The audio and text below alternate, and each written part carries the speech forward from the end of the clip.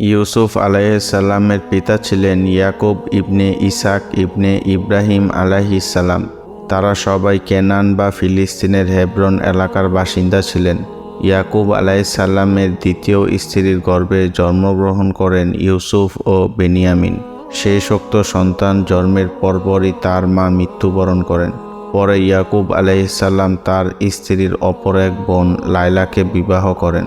ইউসুফ আলাইহিসসালামের সাথে মিশরে পুনর্মিলনের সময় ইনি মা হিসাবে সেখানে পিতার সঙ্গে উপস্থিত ছিলেন।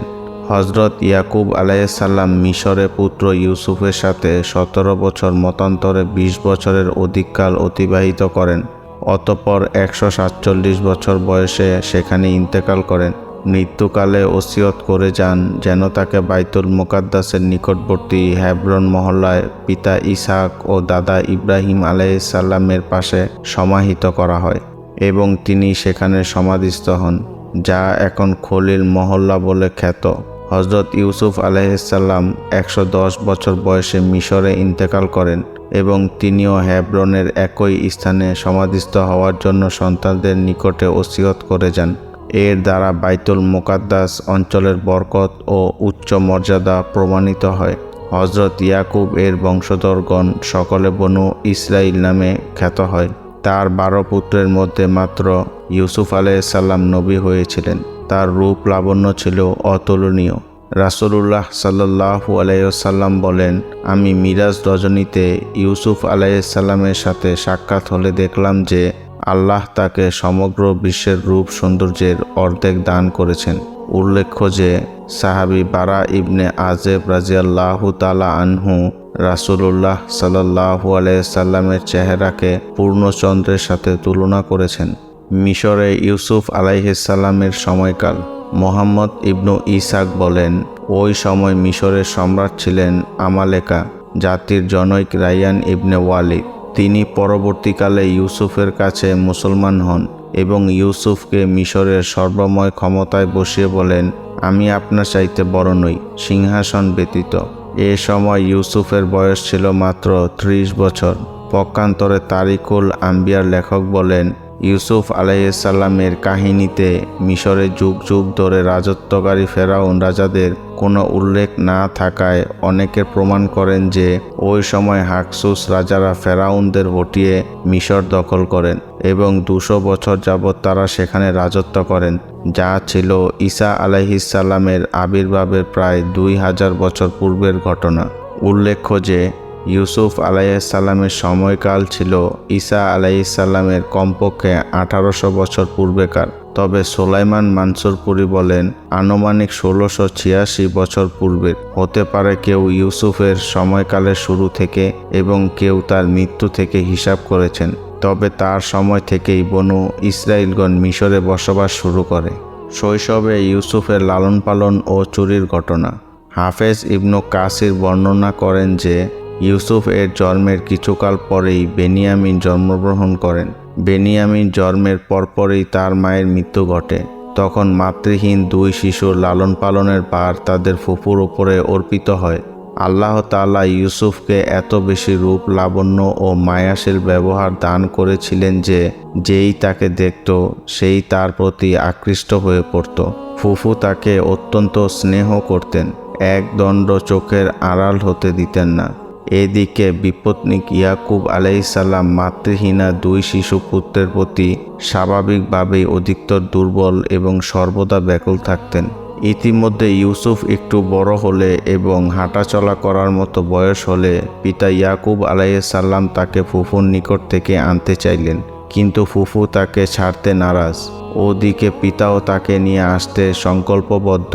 শুরু হলো পিতা ও ফুফুর মধ্যে মহব্বতের টানাপোড়েন।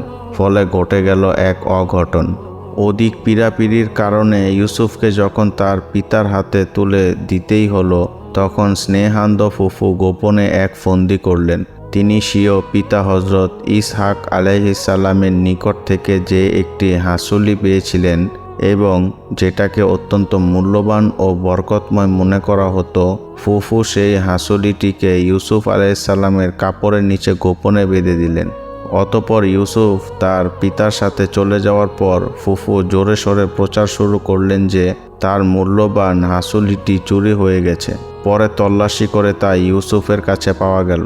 ইয়াকুবী শরিয়াতের বিধান অনুযায়ী ফুফু ইউসুফকে তার গোলাম হিসাবে রাখার অধিকার পেলেন। ইয়াকুব আলাইহিসসালামও দ্বিরুক্তি না করে সন্তানকে তার ফুফুর হাতে পুনরায় সমর্পণ করলেন। এরপর যতদিন ফুফু জীবিত ছিলেন ততদিন ইউসুফ তার কাছেই রইলেন। এই ছিল ঘটনা যাতে ইউসুফ নিজের অজান্তে চুরির অপরাধে অভিযুক্ত হয়েছিলেন। এরপর বিষয়টি সবার কাছে দিবালোকের মতো স্পষ্ট হয়ে ফুটে উঠেছিল যে তিনি ছিলেন এ ব্যাপারে একেবারেই নির্দোষ। ফুফুর অপত্য স্নেহই তাকে ঘিরে এই চক্রান্ত জাল বিস্তার করেছিল। এই সত্য কথাটি তার সৎ ভাইদেরও জানা ছিল, কিন্তু এটাকেই তারা ইউসুফের মুখের উপর বলে দেয় যখন আরেক বানোয়াট চুরির অভিযোগে বেনিয়ামকে মিশরে গ্রেফতার করা হয়। ইউসুফ তাতে দারুণ মনোকষ্ট পেলেও তা চেপে রাখেন। বলা বাহুল্য, শৈশবে যেমন ইউসুফ স্বীয় ফুফুর স্নেহের ফাঁদে পড়ে চোর সাব্যস্ত হয়ে ফুফুর গোলামি করেন, যৌবনে তেমনি জুলাইখার চক্রান্তে পড়ে মিথ্যা অপবাদে অনূন্য 7 বছর জেল খাটেন, যে ঘটনা পরে বর্ণিত হবে। ইউসুফ আলাইহিসসালামের স্বপ্ন। বালক ইউসুফ একদিন তার পিতা ইয়াকুব আলাইহিসসালামের কাছে এসে বলল, আমি স্বপ্ন দেখেছি যে 11টি নক্ষত্র এবং সূর্য ও চন্দ্র আমাকে সেজদা করছে। এ কথা শুনে পিতা বললেন, বৎস, তোমাদের ভাইদের সামনে এ স্বপ্ন বর্ণনা করো না, তাহলে ওরা তোমার বিরুদ্ধে চক্রান্ত করবে। নিশ্চয় শয়তান মানুষের প্রকাশ্য শত্রু। ইবনু আব্বাস রাদিয়াল্লাহু তাআলা আনহু ও কাতাদাহ বলেন, 11টি নক্ষত্রের অর্থ হচ্ছে ইউসুফ আলাইহিসসালামের 11 ভাই, এবং সূর্য ও চন্দ্রের অর্থ পিতা ও মাতা বা খালা। বস্তুত এ স্বপ্নের ব্যাখ্যা প্রকাশ পায় যখন মিশরে পিতা পুত্রের মিলন হয়। উল্লেখ্য যে স্বপ্ন ব্যাখ্যা করা জ্ঞানের একটি পৃথক শাখা। হযরত ইব্রাহিম, ইসহাক ও ইয়াকুব সকলে এ বিষয়ে পারদর্শী ছিলেন। সম্ভবত এ কারণে ইয়াকুব আলাইহিসসালাম নিশ্চিত ধারণা করেছিলেন যে বালক ইউসুফ একদিন নবী হবে। হযরত ইউসুফকেও আল্লাহ এ ক্ষমতা দান করেছিলেন।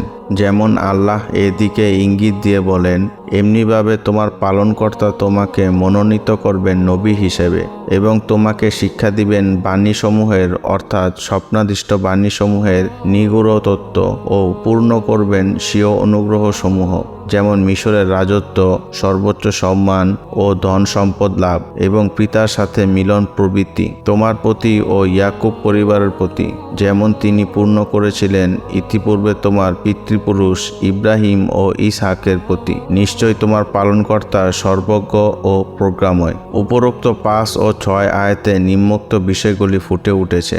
যেমন 1, ইয়াকুব আলাইহিসসালাম ইউসুফের দেখা স্বপ্নকে একটি সত্য স্বপ্ন হিসেবে গণ্য করেছিলেন এবং এটাও উপলব্ধি করেছিলেন যে ইউসুফ এর জীবনে একটি সুন্দর ভবিষ্যৎ অপেক্ষা করছে, সেজন্য তার জীবনে আসতে পারে কঠিন পরীক্ষাসমূহ। 2, ভালো স্বপ্নের কথা এমন লোকের কাছে বলা উচিত নয় যারা তার হিতাকাঙ্ক্ষী নয়, সেজন্য ইয়াকুব আলাইহিসসালাম বালক ইউসুফকে তার স্বপ্ন বৃত্তান্ত তার সৎ ভাইদের কাছে বলতে নিষেধ করেছিলেন। 3, ইউসুফকে আল্লাহ 3টি নেয়ামত দানের সুসংবাদ দেন।